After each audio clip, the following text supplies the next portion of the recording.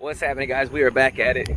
As you can see, we got some wind. The past 4 weeks that I've been fishing, each week has been so different. Like if we go back those 4 weeks, that first week I caught them on jerkbait, and I don't ever catch fish on jerkbait, and I caught over like 30 something pounds on my top 5. Week number 2, I caught them on chatterbait, and those 2 days, or actually those 2 weeks that I fished, the wind played a huge factor. And then I talked about how if the conditions were, overcast day, bluebird skies, I'm sorry, not overcast, bluebird skies, hot, super hot, and the wind was not blowing, what would you do? How would you fish?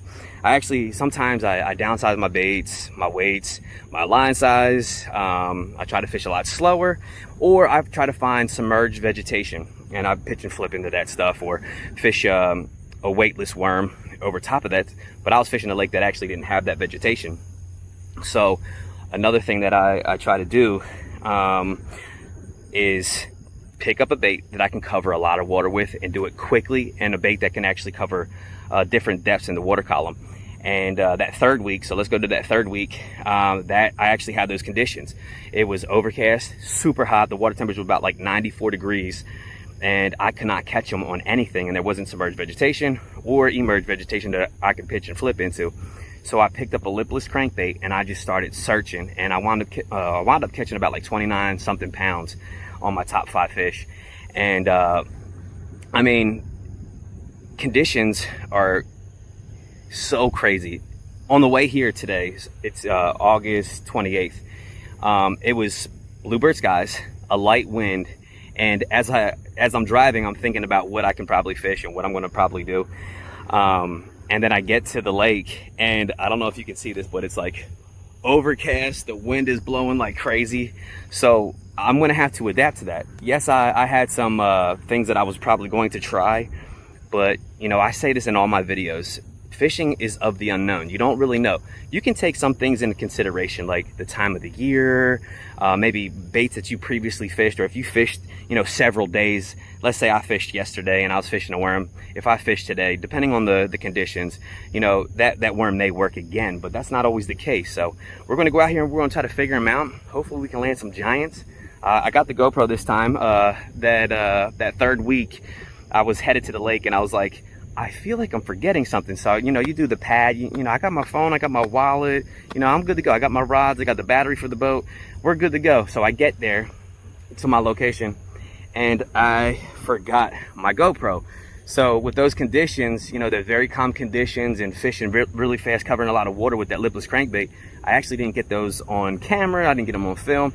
I did take pictures of them, so if you do follow me on Instagram, you can actually go back and see those pictures. And it was about like 2 weeks ago. I was wearing a dark blue shirt. So we're going to go out here and we're going to try to figure them out. I do have some of the same baits tied on. This lake right here has tons of vegetation in it, and that second week that I caught them on that chatterbait, I was fishing the lake that had the vegetation. So I got that tied on. I got a square bill tied on, a lipless crankbait tied on. I got a worm tied on too. I got a jerkbait. So I have those tied on. That doesn't necessarily mean that that's what they're going to be biting. So we're going to go out here, we're going to try to figure them out and hopefully land some giants. So y'all come along. All right, let's see what we can do. Let's get this girl in the water. Cow patty. Yep.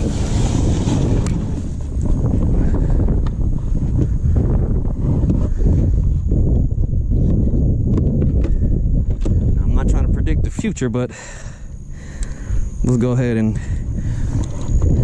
clear the scales in case we catch them. Because who knows, we might not catch anything today. I already did it. Look at that. Alright, we all zeroed out. Let's see. Zeroed out. There we go. Now, as I'm looking at the conditions, we got a main lake point over here. The wind's blowing from the east. We got overcast skies. Usually when you have overcast skies, the fish are going to be a little bit more, I guess, on the move, you can say.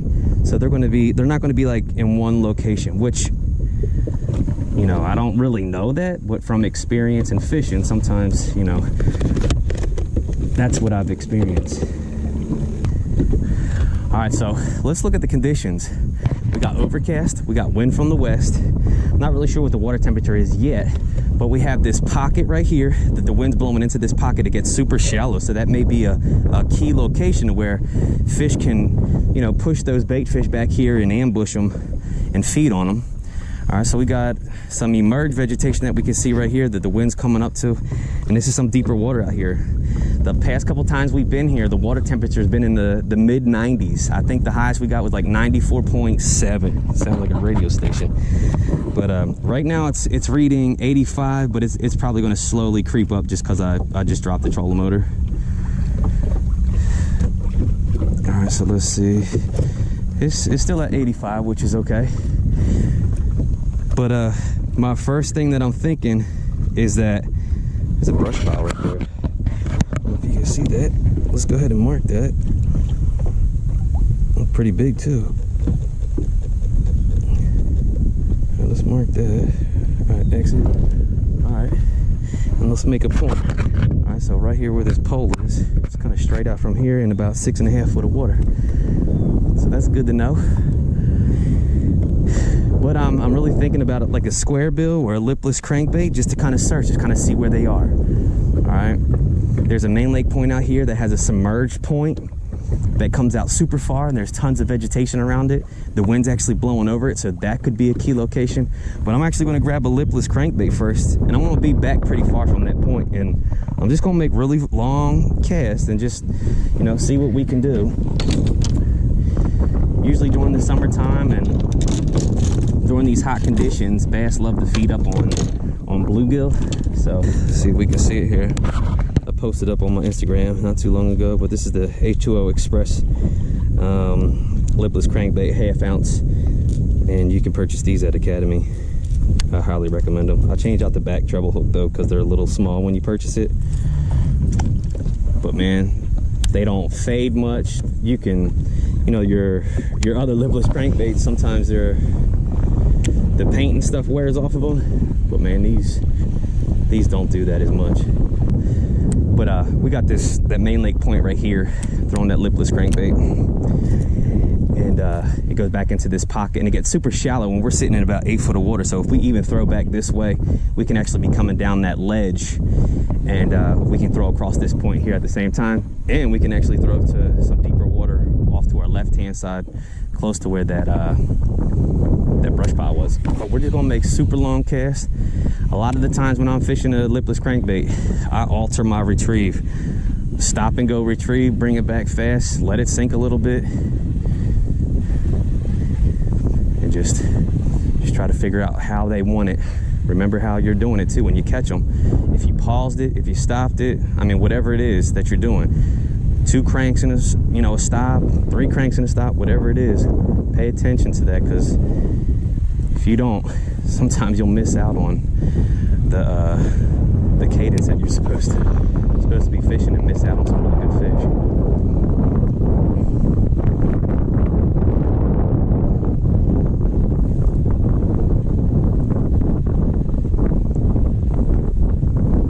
Just fan casting at this point. Oh, giant. I don't know if it's a giant. I don't know if you heard that. It sounded like it. Oh, no. I got it pinned in the head, I think. But that's our first fish right there off of that point.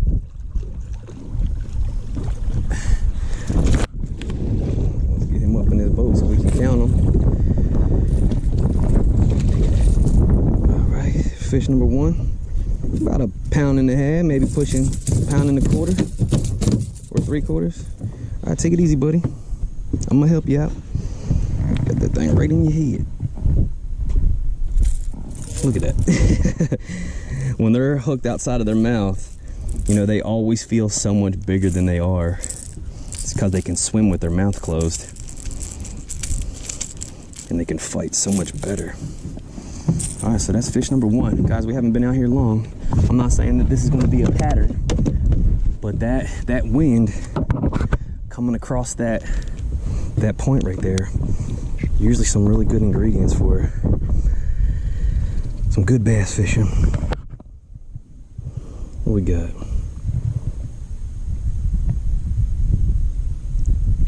There we go. got 121. I don't know if y'all can see that. 121, fish number 1. Thanks for playing, little buddy. Alright. Also, when you're fishing, make sure that you remember the cast. That cast was about right out here, on about the left-hand side of that point coming into this pocket. They actually bid out a little bit further than up shallow, so I don't know if they're out here suspended somewhere. Oh, there's another. Oh, we just missed them. Ooh, we just missed them. All right, so same cast. Something just bit. He was hooked for a second and got off. He might be sitting right here. I don't know.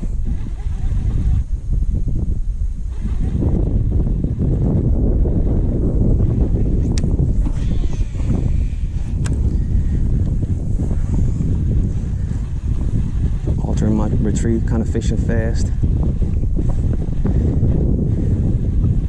And I don't know if you guys know this about bass, but I feel like, you know, when people talk about power fishing and fishing fast, you know, what they are creating or doing is actually bringing out these chasing instincts in these fish.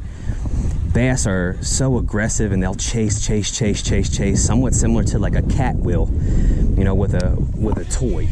You know, if you move a toy slow around a cat, you know, they might not get it, they might not want to play with it, but when you start moving a toy super fast, there's something inside them that they just have to chase something and get it. Well, I think these bass are, you know, built similar to that, and that's why sometimes people like that reaction strike, because you can actually make them bite. You know, if that goes past them, you make the right cast and you have a bait that's flying past their head, they're going to chase it. They're going to see what it is or want to see what it is, and you know, a lot of the times you can create that strike by fishing fast. So don't be afraid to fish fast. Well, sometimes I change my reel out to a faster gear ratio so I'm not wearing myself out. I might do like a 7:3 to 1 or a 7:1 to 1 gear ratio. I'm about to change this bait in a second. I just got bit 2 times and they're not sticking to it. So I might try something else real quick. And that last one, he didn't really want it. You know, if it was hooked on the outside of his head, he just was kind of like checking it out. So I'm gonna try this jerk bait real quick. It's a different pattern. I can pause it a little bit. I can fish it fast if I want to. Where you at? So let's try this jerk bait real quick. This jerk bait's gonna run about 2 to 5 feet. Actually 4 to 5 feet. And it's a shad pattern. I'm gonna just throw it out there, crank it down to depth, and I'm just gonna work it and pause it. Work it and pause it. A lot of people think that, you know, the longer the pause, you know, is better, especially in the wintertime. But I got a video out and it's, I think I called it the jerk bait domination. And literally I jerked the bait like 2 or 3 times and just let it sit there. And they were literally eating the bait when it was sitting there. It was insane. Like I was just waiting for the rod to load. I'd put it down to depth, crank it down, jerk it a couple times just to kind of make it rattle to where they can come and try to find it. And like I said, they were just smoking it. And that's usually a wintertime technique to where you pause it really long and they'll eat it. And usually in the summertime you fish it fast. But that was not the case. Right there, look at it. I just had it paused and he come and got it. I don't even know how big he is. He feels pretty good. Yeah, he's a little bit bigger than that other one. He's probably pushing 2 or 3 pounds. Yeah. Yeah, definitely. Look at that. Got the front hook too. Front and back hook. I don't know if you can see that. Usually if they have that front hook in their mouth, they were trying to eat it. Not just trying to chase it. Man, where my pliers at?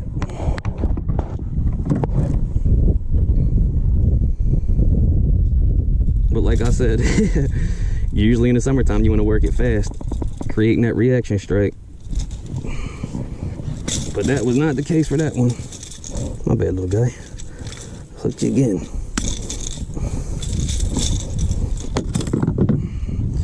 It's a little bit bigger. I just saw that line tick.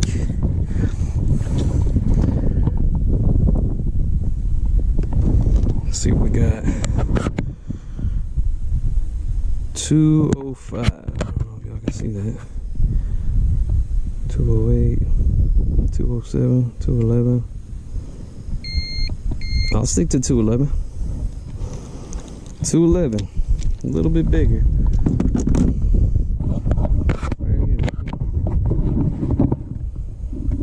On a jerk bait. I was just saying. People are always talking about fishing it super fast in the summertime to create that reaction strike, I'm assuming. Man, I paused it there, and I had to pause for a while talking about the pausing. You got it. I'm gonna reel it down to depth. I'm gonna pop it a couple times. I'm gonna just let it sit there. You want to make sure you're watching your line too. You'll see your line start to get really tight, and you don't want to overset the hook either. You can break off on these, especially for big fish.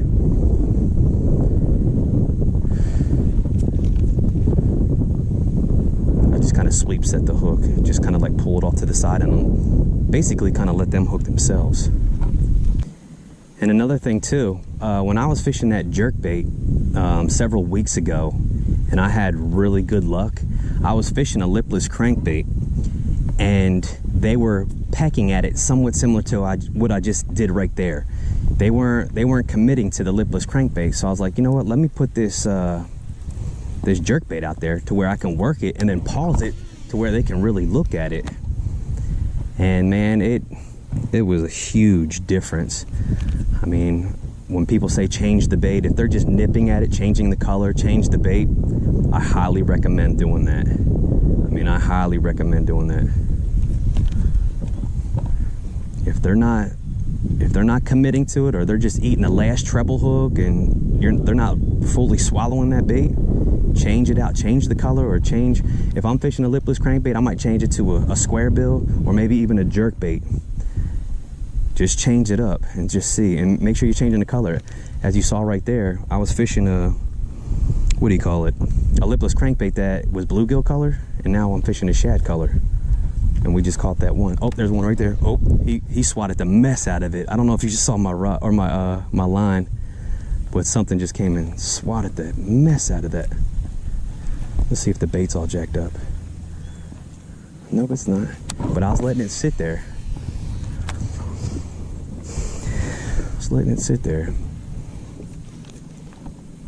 I don't know if you can see my line.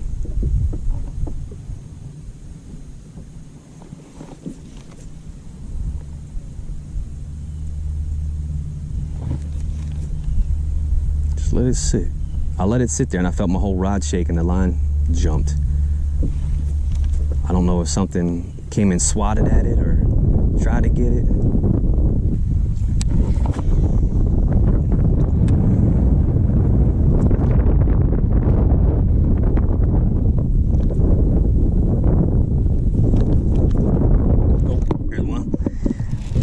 Oh, that's a good one.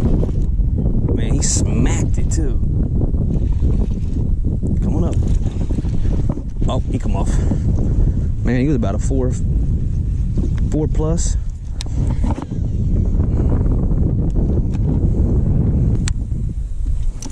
Let's see, maybe we can get a worm. Worm bite, maybe. Let's see.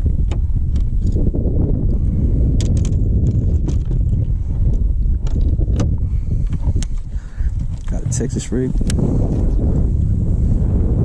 ready to go. What kind of worm should we put on?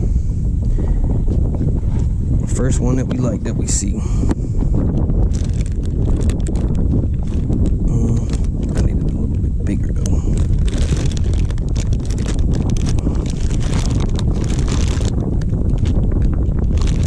Let's try that. Zoom. Magnet. This right here. they want some of that. Probably not, but worth a try.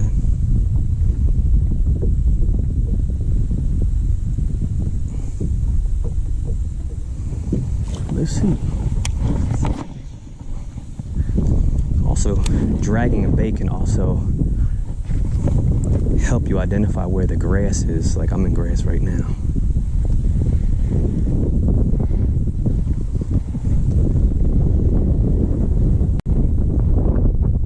All the way out here. Tons of grass. Just saw a wake up on the point.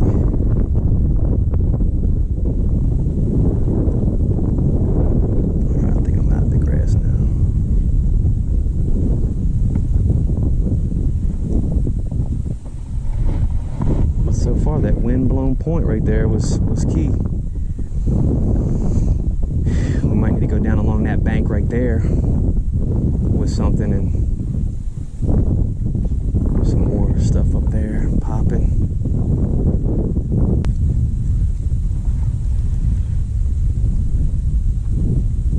Oh, there's it. Just let it sit there. He ate it. Little guy. It's all right. We got him on the board though. Well, that's if we get him in here. Threw it out pretty deep. I didn't even really work at it.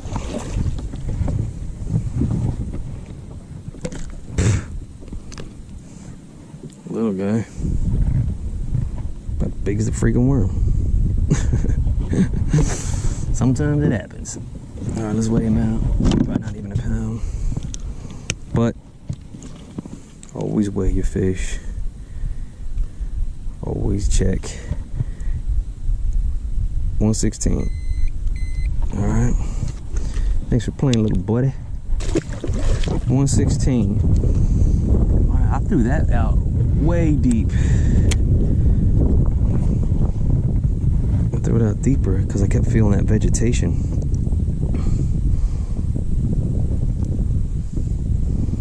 Fishing this extra wide gap hook, tungsten bullet weight.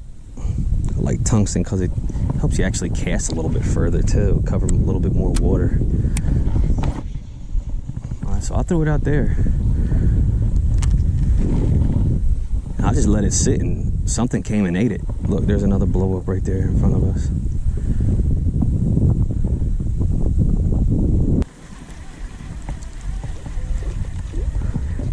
You better have a seat on the bench for a little bit. Where the lipless. There you go. I'm sure these boys' house good.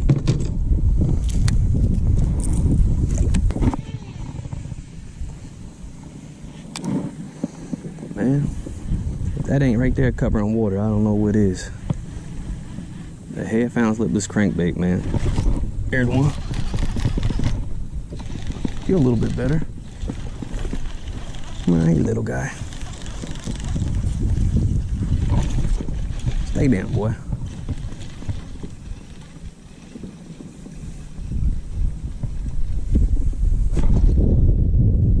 Did you get off? No. It's coming to me. Get up in here, boy.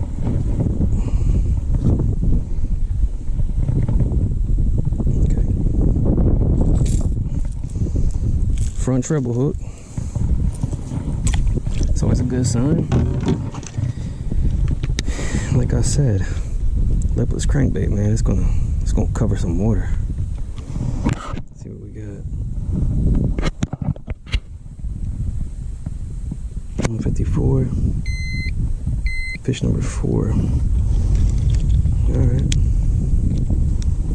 Pretty little guy. Look healthy. Cannonball. Alright, got 4 fish.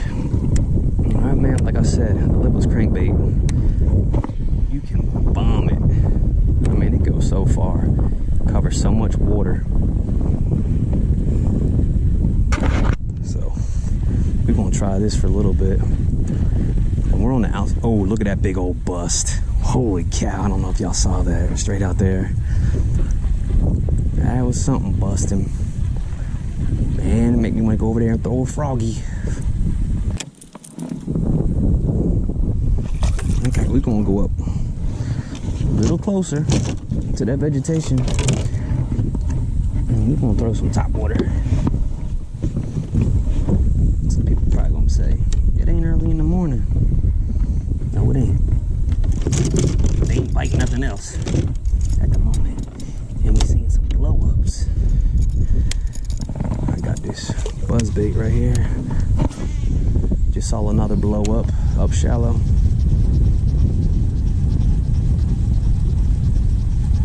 We're gonna get across that vegetation. We're gonna make some casts. Then on this, we'll try a frog.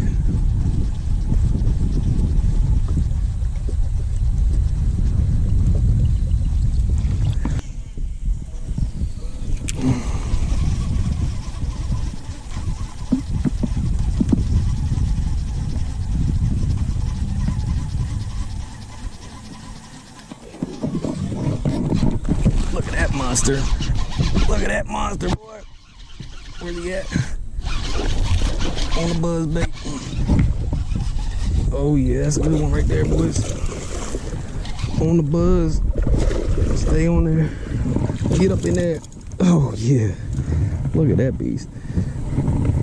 Golden monster. Look at that. Look at that. That's what we were looking for. Man, he tried to swallow that bad boy. Look at you. You fat tub of tub. I'd say you wanted that. Man. Let's see what we got.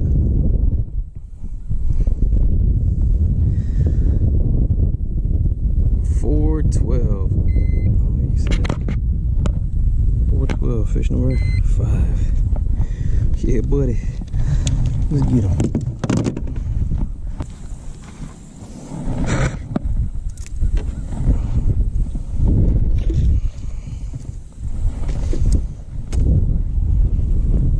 Can you see?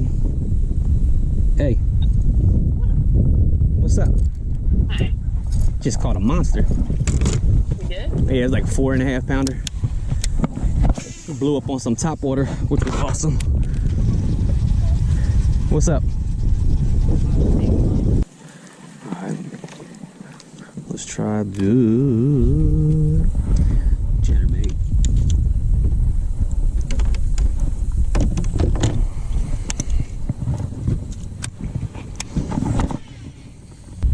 But this is where we caught them last time. Really, really good. But the wind was coming from the west, you know, smashing into this bank over here. And man, we had some luck.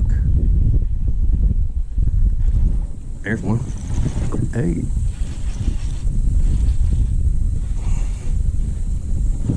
Hey, he's a good one too. You can't see due to the vegetation in his mouth. Hey. Hey. Just heard another one blow up. Alright, he got hooked on the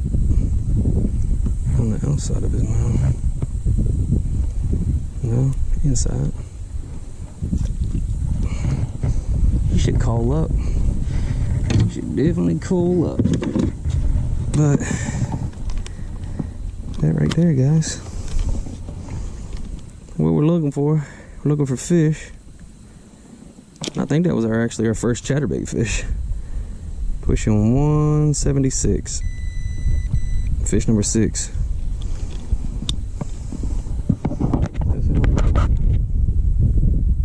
Not bad. Go tell your mama to bite.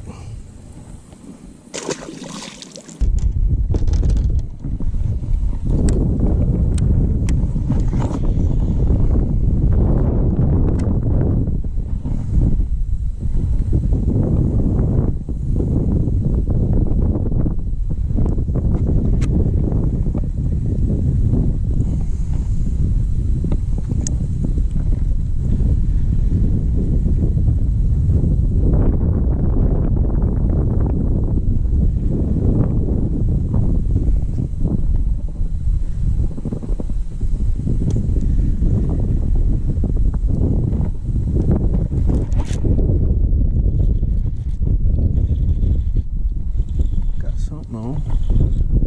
Worm.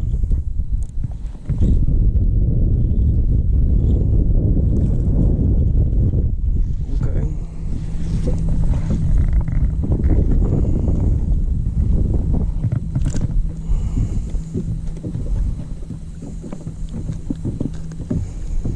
Dragging a worm. Man, it took a minute. We haven't caught a fish in a while. Probably been a couple hours, honestly. And he ain't nothing to brag about.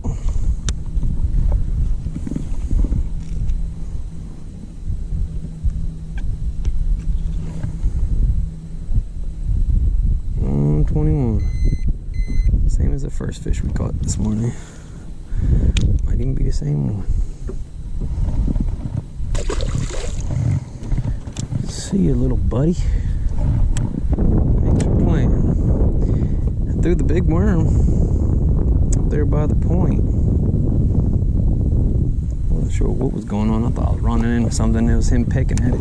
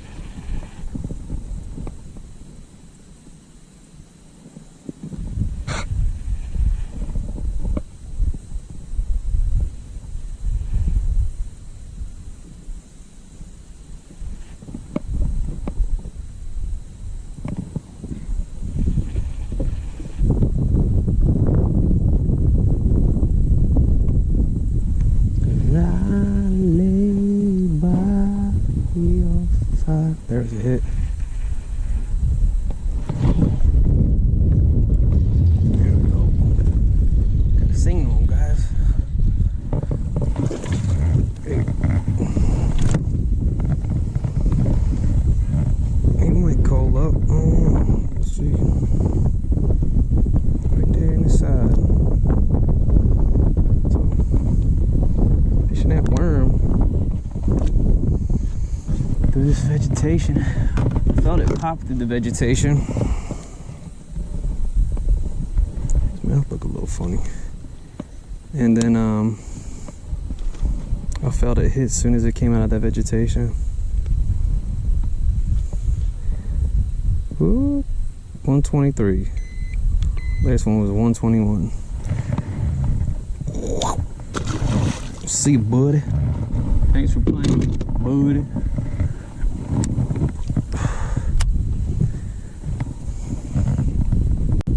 Chop that up. So we're gonna need another wormo.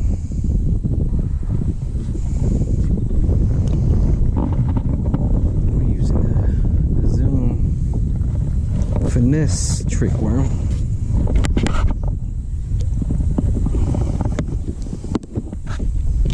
Super soft finesse worm. Black. You can see it's really small. Right here. Here's the end of my middle finger, so 2 inches, probably about 5 inches.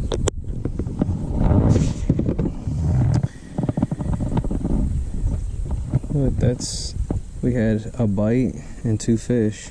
Actually 2 bites and 2 fish. 2 bites that we missed, so 4 bites altogether. But I just poke it down through the nose, come down a little bit, come out the belly, slide her up, slide the peg down, and line this up.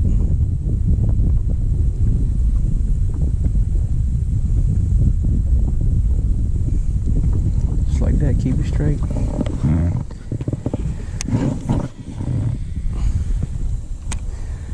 Just throw it out there, feel it in the vegetation. When you feel it in the vegetation, just take your time bringing it out. You know, don't force it all crazy. Just try to get the slide out. Like it's in there stuck right now, so I want to just kind of, just very so gently, just work it. There it was, just a couple soft little taps and it fell out. Just let it sit for a second.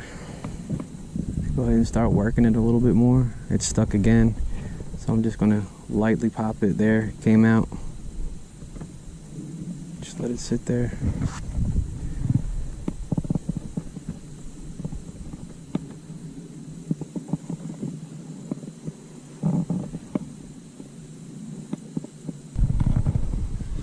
Hey, look at that little shad come up out of his mouth. I don't know if you can see that. Look how little this shad is. I mean, unbelievably small. Look at that. It looked like a little bluegill.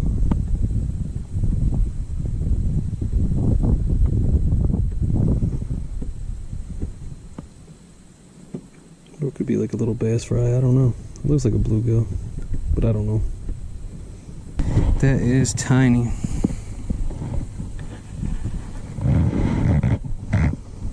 That's probably why they're not eating. Eating that little stuff. And you know, typically they'll get that in those shallow areas because fish that little, they are up hiding in the little creases and the leaves and anything they can to get away from bigger fish. So when I see stuff like that, you know, where do smaller fish typically live, especially like babies?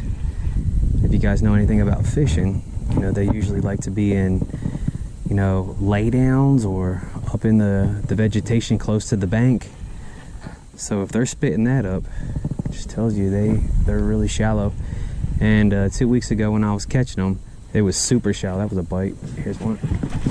Oh man, that was a bite.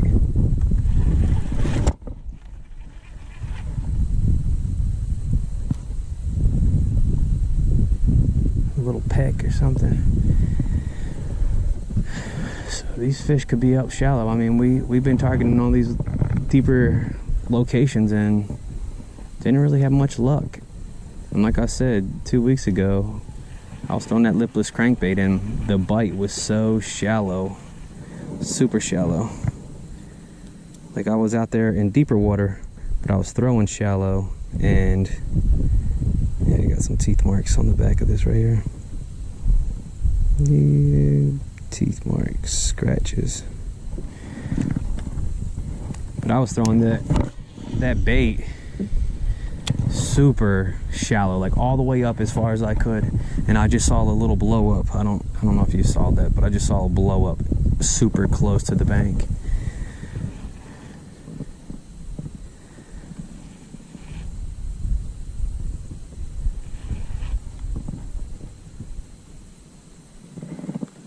I don't know if something got that.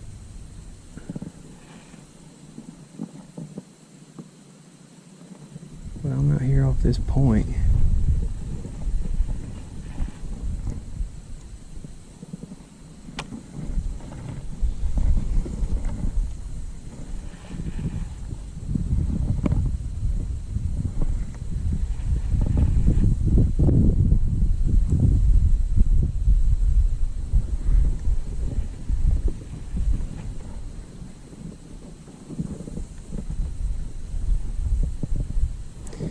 there's that bird all the way down there in the shallows.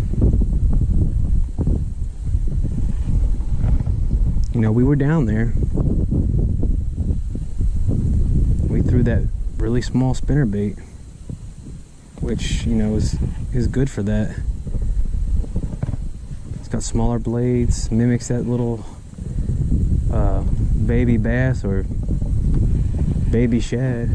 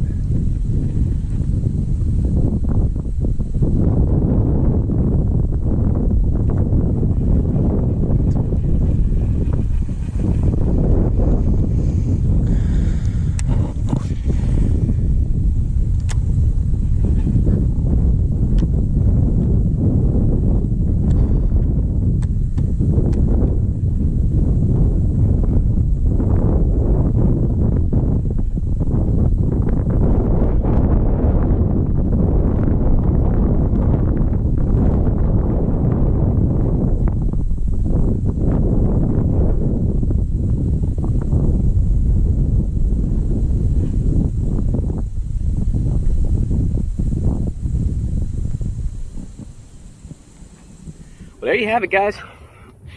That was probably tough to watch. We caught on about like 8 to 9 different baits today. Caught about 15 fish. The worm, that little finesse worm around that vegetation was probably the best bet.